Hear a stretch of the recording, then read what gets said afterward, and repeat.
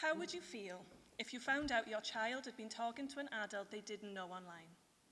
Someone they met in a gaming site or in a chat room, and that adult had persuaded them to engage in sexual behaviour virtually or even to meet offline for physical sex. Then your child tells you they're in a relationship, that this adult cares about them. This is online grooming, where an adult develops an emotional bond with a minor to persuade him or her into sexual activity. Now, as this is initiated online, language is the primary tool used by groomers to entrap their victims. Normal, everyday chat is used to isolate victims, develop their trust, test their willingness to comply, and prepare them for abuse. You might expect that the focus of the conversation is sex, but research has shown that groomers spend more time developing what's called deceptive trust.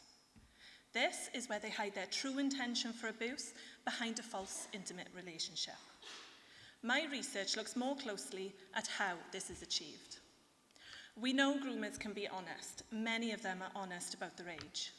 So could they be honest for their intention towards the relationship? I gathered the perspective of police and prison staff who work with online groomers. I also analysed the chat logs from convicted groomers.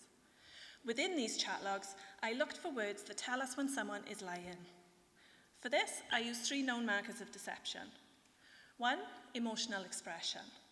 When we lie, we can feel guilty or excited, so we tend to use language that's emotional. 2, pronoun use. We avoid focus on ourselves and we place focus on others. And 3, how complex the language is. When we're deceptive, we use simple words that are more easily retrieved from the memory. My results show that the relationship does not have to be deceptive for grooming to occur. In fact, groomers can be relatively honest and open in their approach. The intention is not always sex, but the development of a personal relationship, at least in the first instance. There is, however, a more deep-rooted form of deception. Deception of the victim and possibly themselves on what this relationship actually means. For no matter whether it's real or false, the outcome is the sexual abuse of a minor. This is important in helping victims understand that the intimacy they share is in fact abuse and does not signify consent. To take this further, I plan on categorising language patterns that can detect devious conversations that on the surface seem low risk. This is needed to guide machine learning systems that detect sexual predation. Currently, these systems focus on the sexual element of the conversation, yet this is not always the focus of the groomer. Only then can these systems truly help us protect our children and keep them safe online. Thank you.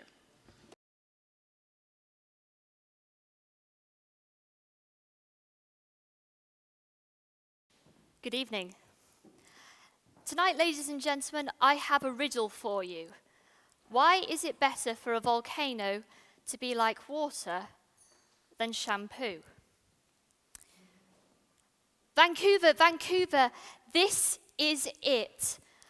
Those were the excited words radioed in by the volcanologist David Johnston moments before the eruption of Mount St. Helens in the United States of America on the 18th of May, 1980.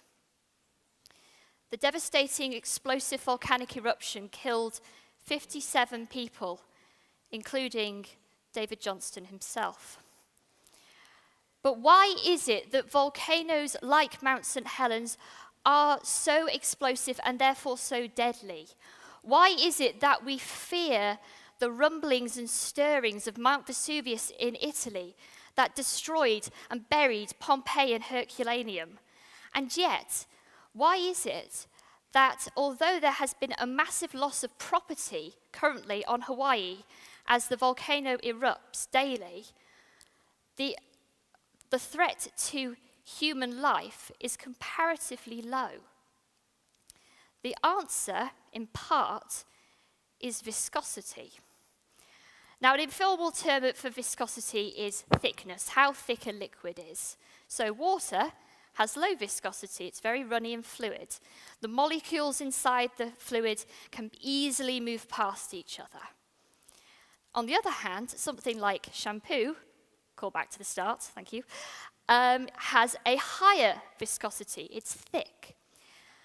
Now, there's some liquids that are so thick and sticky, like pitch tar, that you could mistake them for a solid.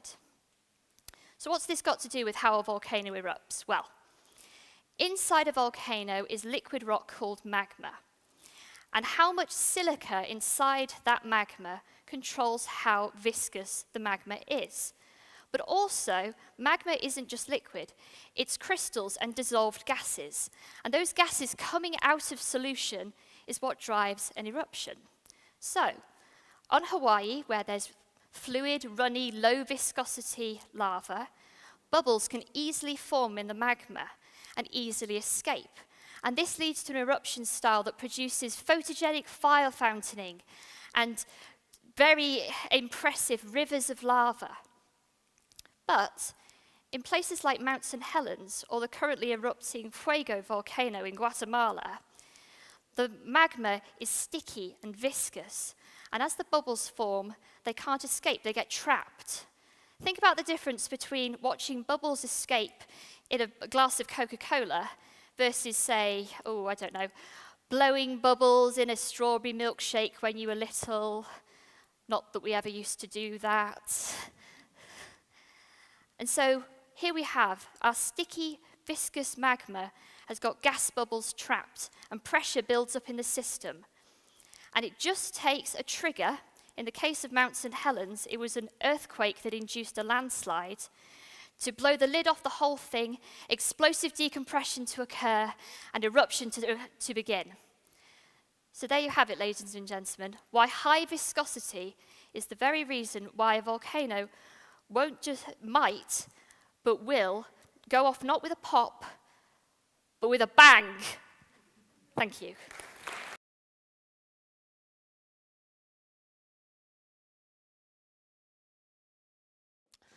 So we're all very familiar with light as a source of warmth, energy, illumination. But something you might not know is that light can generate a force. See, this is because light behaves as a wave, but also as a series of particles called photons. Now, these photons have momentum, and if you get in their way, you're going to cause a change in their momentum. From Newton's second law, we know this will generate a force. Now, you might be thinking, Laura, I've been at the beach a few weekends this summer, and the sun was beating down at me, photons raining, and while burn I did feel, force I did not. And you'd be absolutely right. And that's because photons, the momentum transfer from them, is so small that no one actually thought you could do anything with it. That was until Arthur Ashkin came along. Now, Ashkin, he decided to use the force. He took a laser, a very intense source of light. Think a lot of photons giving all their momentum to one small area. And he shone it in a fluid with lots of little particles in it. And he found that the particles would be attracted into the beam path. And here, the particles would start to move. They were experiencing a force. So he took a second laser of equal magnitude, acting in the opposite direction, and he found it was trapped.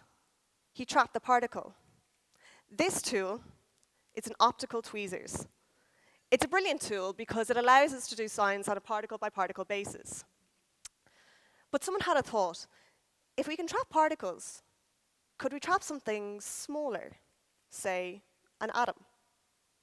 And it turns out, if you cool this down, take it off the bar stool, cool it down to a lot colder than even inside your freezer, take about 4 more lasers, you can trap an atom in its ground state.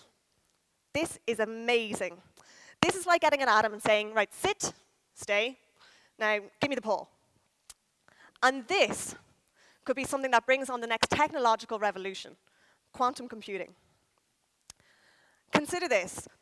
We've all got problems with so many possible inputs that they've got an even larger range of possible outputs. Want some ideas? Right. Consider what's your most efficient route to work in a big city, given all the cars on the road and all the different routes they might take? What will the weather be like at the end of the month, given all the different systems it might occupy between now and then? What will the climate be like in 10 years' time, given all of the possible actions mankind could take between now and then? A regular computer would take on the order of hundreds of years to solve a problem like this, because it uses bits of information that can either be 1 or 0. A quantum computer has qubits, that can be both 1 and 0 at the same time. It could change life as we know it. And this is how a once thought kind of useless property of light could bring on the next technological revolution. All we need to do is use the force. Thank you.